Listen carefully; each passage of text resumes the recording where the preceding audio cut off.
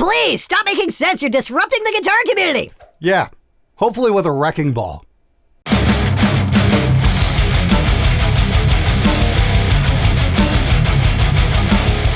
Morning, everybody. How's it going? So I woke up this morning and just reading some of your comments like, oh, I can't wait like an hour for my hair to dry. I want to do viewers' comments right now while this is fresh in my head. I got to say, we got an awful lot of responses on Wednesday's video, and I got them here for you right now. Going to get into it just a sec. Going to do my weekly recommendations for things to do or check out, pop culture things. I just finished Geddy Lee's book, My Effin' Life. I would highly recommend grabbing that if you want to have any kind of career in music. There's some extremely valuable advice in that book. The first couple chapters are pretty mind-blowing, though, so you've been warned.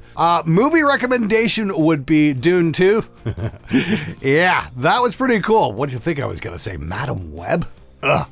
And TV, Masters of the Air on Apple TV. Damn, I'm a big fan of history and played a lot of World War II air combat sims back in the 90s online, and I was actually part of the Spectre squadron, hence the name Spectre Sound. Big fan of all that history, and they did a pretty insane job showing what went on, and all I can say is, fucking thank Crom, I never had to do anything like that. Anyway, we've got a super fun-filled episode in store for you guys. And I gotta say, I got a lot more support in the comments than I thought I was going to. So I humbly acknowledge that and say thank you oh so very much. Let's get to it. Great stuff. Genuine question. Not trying to be a smartass. Why do you still have more than one amp?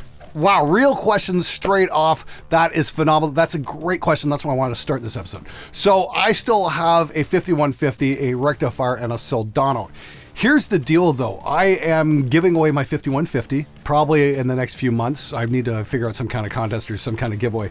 And the dual rectifier, I promised to give away at 1 million subscribers, and I'm still hanging on to that promise. So if you guys want to do me a favor, hit the subscribe button. Like the 600,000 of you guys who watched the show last month and did not hit the subscribe button, please do get me closer to that goal, and I'll be more than happy to give that amp away. That amp was used on the first two Woods of Ypres records, and if you're a black metal fan, you'll know what that's all about. Now, a couple of years ago, I would do a pair of videos and look at things from different angles, like Mac versus PCs, which, with the eye of which one's superior. Those videos did really well. I think I'm going to revisit this as well, and I'm going to take a look at outlier guitar amps. Like a 5150 and a rectifier are very similar, but a 5150 and, say, 1966 Trainer YB1A, not so similar. And, the Marshall thing as well might not be so similar to a 5150. I want to take some more measurements. I want to see what's going on and see where the outliers are. Again, a 5150 to a Sun Beta Lead is going to be a very different kind of sound. But the initial argument made to me was that I was out of my fucking mind at the 5150 and the rectifier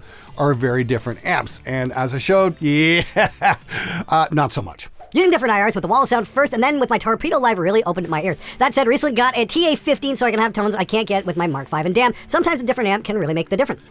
Not arguing that point. I really don't understand why people seem to have such a hard time grasping this when anyone can easily demonstrate the differences with an amp sim and a handful of IRs.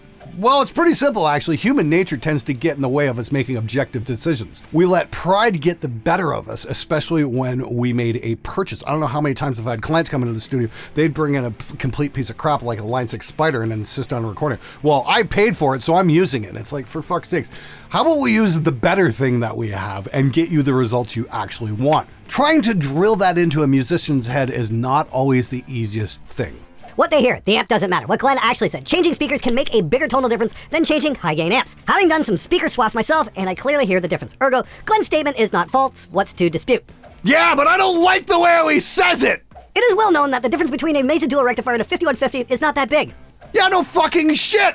We discovered this stuff almost 20 years ago on the Andy Sneap forum. If you want to be a bit of an internet lore archaeologist, all those threads are still there. You can go through them and see where we started to make the discovery. Hey, I recorded a 5150 and a rectifier, and they actually sound really fucking similar. We're all kind of scratching our heads like, wow, that's really amazing. And this is something I thought we had well established. Apparently not. Hey guys, real quick, this episode's brought to you by 70,000 Tons of Metal, the world's biggest and best heavy metal cruise. Now, if you're into metal and you want to get over the mid-winter blahs, get yourself some sun and have the most fun you're ever going to have with your clothes on, this is the event to be part of. From January 30th to February 3rd, 2025, 70,000 tons of metal is going to sail from Miami to Ocho Rios, Jamaica, with non-stop metal playing the whole time. Now, I've been doing this since 2019, and it's a blast. There is just so much to do. You can see as many shows as you like. Sit in the sun, do an excursion, work out in the gym. Hell, just sit in a hot tub if you like. And there's all kinds of special events as well. Meet and greets with the artists, musician workshops, all-night metal karaoke, and of course, the belly flop contest. The food's great, the music's great, and most importantly, the people are amazing. This year, there were over 60 bands, including Blind Guardian, Angra, Cataclysm, The Halo Effect, and even Tigers of Pantang for old bastards like me. This is the metal event of the year, and I can't wait to do it again in 2025. You can check it out at 70,000tons.com, and I hope to see you on board next year. And this week, guys, for your entertainment, I would like to present you a very special Butthurt of the Week.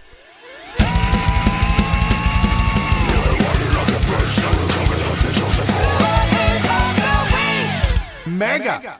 Nice try, Glenn. You deliberately manipulate and tone match the Mesa and 5150 in your video where we can't see what you're doing and post-processing is going on. You claim both amps sound the same. Yeah, it does it. You skew the results to prove a point, but they don't sound the same in the real world. You did the same manipulation when comparing the 5150 to a 5150 icon and also declare that both amps sound the same. Show me an amp enthusiast on YouTube, whether it's Kyle Bull or anyone else, that knows his amps makes the same statement, they sound the same, or that different amps don't make a significant difference in changing the sound.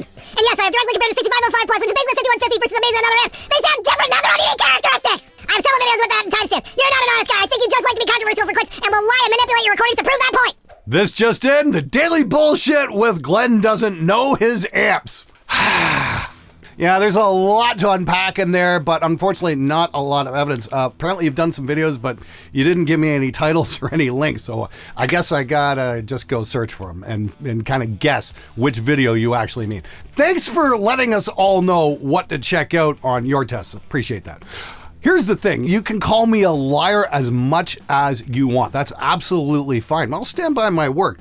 The thing is, the part you failed to mention was that I showed you guys my testing methodology. This is a reamp box. This is what I use to annihilate guitar myths because it allows us to use the same performance. We do amp tests and we're playing differently. You know, the hand can move up and down the string a little bit and we're going to get a slightly different sound. This allows us to eliminate that completely and only change one variable. In my case, it was changing the amp. And no, I did not use any post-processing. But you don't have to believe me. All you have to do is go get one of these and get a copy of Room EQ Wizard and do your own tests. And I highly encourage that instead of taking my word for it. I encourage everybody to go start making tests and start doing reamps and learning what really puts things together, because one of these will open up a whole new world for you. But I really do appreciate you writing in and letting us all know how you feel. Thanks so much for that. I hope you have an amazing weekend, dude.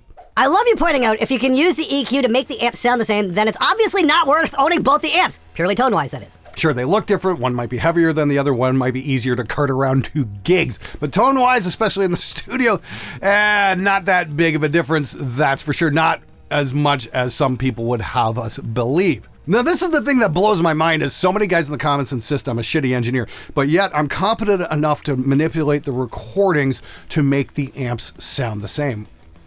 I don't get it. If a shitty engineer like me can do a little bit of EQ and make a 5150 sound like a rectifier or vice versa, then why would you need two amps? Shouldn't it be really easy to do? Why would you need to spend all that money on a second amp? I'd really love an answer to that question. If anybody has any inkling as to why, feel free to leave a comment. Appreciate it. Uncle Glenn giving us all the much needed voice of reason. Oh my God, someone in the YouTube community actually speaks the honest truth. No, man, you got it all wrong. I'm a complete and total fucking liar. Caddy called me out. He saw right through my conspiracy because my objective is to save you money without having to buy two amps because you could just manipulate the sound and make the amps sound the same. Glenn, you son of a bitch. While we wildly disagree about mastering, and yes, I use digital and analog components for various reasons, the sound replication method is the most responsible for its timbre. In other words, the speaker, nutfucks. He's absolutely correct. Yeah, what he said. For supporting evidence of the 6505 sounding close, Fluff did a test with Cowboy, Agafish, and Ben Eller, and someone else, so I can't remember who it was off the top of my head, where they test 6 amps and guess which is the most expensive. Almost no one got the Soldano as the most expensive, and 2 guys actually put the 6505 as the most expensive amp. Hold on. I thought I had to be a real amp guy like Fluff or Kyle Bull to really appreciate the subtle differences between an amp. The guy saying mic position is about 20% is delusional. Mic position is one of the most important things when looking for tone, even for me, that I'm really basic on these stuffs. No, man. I'm a complete and total fucking liar. Look at this. I totally made this up. This never happened. I just manipulated the sound with an EQ.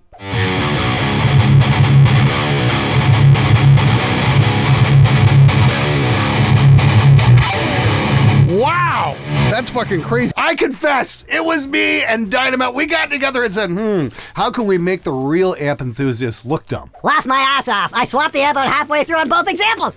Had a discussion yesterday with an amazing guy who insisted he needed to swap his EL34s for another brand to get better tone. He didn't take too kindly to me saying, try swapping your speaker. Yeah, big surprise. Line 6 Spider through a creamback? I would love to do something like that. Can anyone recommend me some of the Line 6 models that aren't like the Mark V, like some of the earlier ones, where it had a detachable speaker and you could turn the impulse response off? I'd be very interested in checking something like that out. If anybody has any suggestions, I went looking. I don't know if they exist, but if somebody could clue me in, I'd really appreciate it. Thanks so much. Today on It's the Speakers, Dummy, it turns out it's the speakers. I have a Celestion creamback that I value more than most of my gear because it sounds amazing and I can use it in a ton of different situations. Dude, I gotta say, that was my first time miking up a creamback. That Palmer cab with the 2x12 there with the creamback said, God, that sounded fucking killer. I'm like, shit, that's great. You know, the cool thing was I visited the Celestion factory a couple years back and they've got the same lady building the creambacks that they have for like the last 30 years or something like that. She was super awesome. You know, she even had a bumper sticker that said, I'd rather be moshing. And building speakers is a finesse job. You really got to know your shit because you got to like spin the speaker at the right rate and put the right amount of glue on, because if you put too much on, you're going to affect the sound. You don't put enough on, it'll fall apart. So, hats off to the crew at Celestion for doing a amazing job on still doing their made in UK speakers, the creamback being one of them, and definitely a super cool alternative to the tried, true, and ultimately gangbanged the fuck out of Vintage 30. Glenn, if I may pick your brain, I have a Marshall 4x12 that I got from Guitar Center, $200 used. I was thinking on changing the speakers to 2 creambacks and 2 greenbacks and an X pattern. Would I be wasting my dollars? No, you would not. An X pattern is a great way to do it. I've got numerous 4x12s out in the other room that are in X patterns. Hell, I just swapped out the speakers in my Rev cab, my first Rev cab that I got quite a while ago now, with T75s and the Mototone BV30Hs, which are kind of becoming my favorite speaker right now. Instead of Celestion, take a look at some of the Mototone stuff. The BV30Hs are just fucking insane. And the BV25Ms are really good as well. They're like a greenback, a little bit different. They got a slightly different top end, maybe a little more unique sounding. Very cool stuff. And the great thing about Mototone is their speakers are usually about $10, $15 less than Celestion. Killer stuff, definitely worth taking a look at, especially if you're buying 4. The Matt Amp factory has a speaker tester corner where you can plug your amp and then switch between several different speakers and decide which works best for you. It is one of the most useful and educational things I've ever seen. I wish some more places, example music stores, would have something like that. You know, as a kid here in Windsor, we had the Long McQuaid's. We'd go in, and they actually had a Celestion demo cab where it was like 3 speakers that you could switch out, and the fourth part where the speaker would be the actual switch. Actually, the insane thing was I wound up buying that cabinet with the speakers removed. I think they probably did their customer base a real disservice by getting rid of that, and they should have kept it in there and kept that demonstration thing there, because it really does make all the difference. Just goes to show, though, how much guitar players care about speakers when something that cool is available and it winds up getting parted out because it doesn't get used. Musicians are not smart people. Glenn, could you please do a short tutorial of Room EQ Wizard? What do we need to make it work? A measurement microphone with a calibration file? Do I need that, or I just use an old mic? Do I need a reamp box, or can I use my interface somehow? Behringer Euphoria, blah, blah, blah. How do we set it up and test things with it? I would really like to be able to test some things. Can you help? Yes, you need a reamp box, so quit trying to dodge it there and just fucking go get one, because you can use this for a lot more than just running tests. You can use it to reamp your takes through various amps and whatnot. This will save you a lot of grief. You can learn an awful lot by getting one of these, so quit making excuses and just fucking buy one already.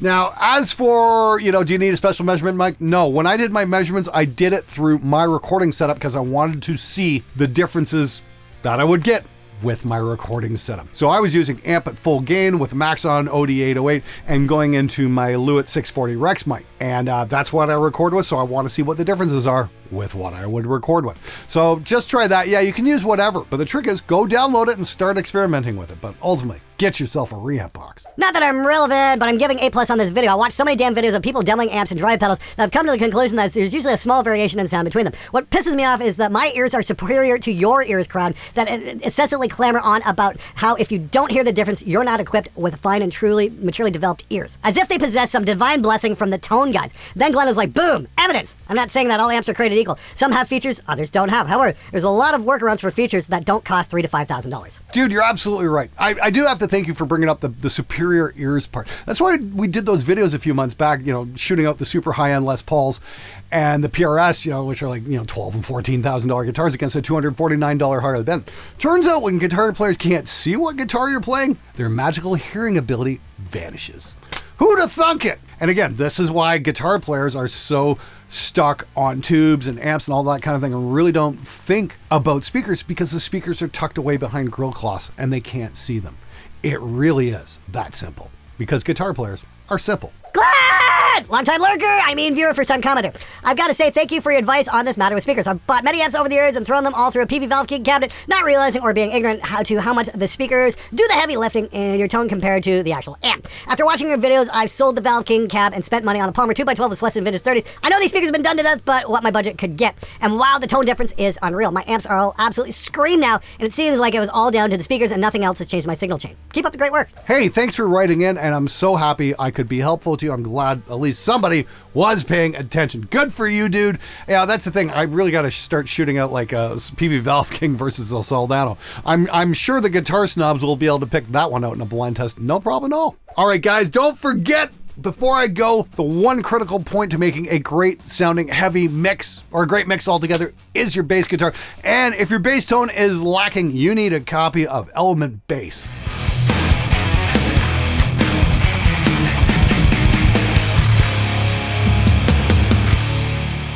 Grab it now over at Spectre Digital. Links in the description below. Anyway, thanks again for watching. Thanks for hitting the subscribe button. And if you haven't, please treat it like the Reaper's still evaluating button and press it, because it's free. Costs you nothing to do. It would mean the world to me. You guys hit the subscribe button. I'll keep making better and better and better videos to keep you informed and entertained. Anyway, that's all for this week. Thanks so much for everybody for writing in, and thank you for the kind words on the test.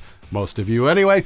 It's really nice to know that my message is starting to get through and you guys are starting to think a little bit more critically when it comes to this sort of stuff. That's awesome. You guys are fucking amazing. I'll see you next time.